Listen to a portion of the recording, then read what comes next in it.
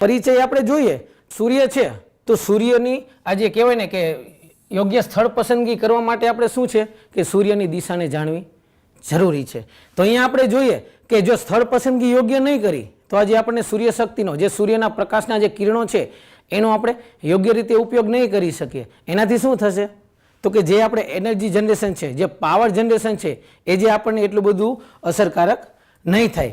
ત્યારબાદ અહીંયા આપણે જોઈએ કે થશે શું કે આપણે હવે જે સોલાર સિસ્ટમ, જે સોલાર પ્રોજેક્ટ આપણે જે ઇન્સ્ટોલ કર્યો છે એનું મહત્વ શું છે કે આપણે વધુને વધુ જનરેશન થાય, પરંતુ જો એમાં જ અમુક જે પરિબળો છે જેમ કે પડછાયો કે કોઈ એવી નડતરરૂપ વસ્તુ તો એ પણ આપણને નડી શકે. તો એના લીધે શું થશે તો કે આપણને સંતોષકારક રીતે કામ આપતી નથી. ત્યારબાદ આપણે જોઈએ તો બીજું શું હોય એમ તો કે સ્વાભાવિક છે કે સૂર્ય ઉગવાનો આપણને સમય ધ્યાનમાં હોવો જોઈએ. સૂર્યના કિરણો છે તો એનું સૌથી વધારે તાપમાન ક્યારે છે તો સવારના કહેવાય ને કે 9 વાગ્યાથી બપોરના 3 વાગ્યા સુધી સોલાર પેનલ ઉપર જો પડછાયા રહિત કિરણો પડે તો જ આપણે કહેવાય ને કે સોલાર સિસ્ટમનો આપણે ખરેખરમાં સંતોષકારક ઉપયોગ કર્યો છે અને એનો આપણે ફાયદો લીધો છે.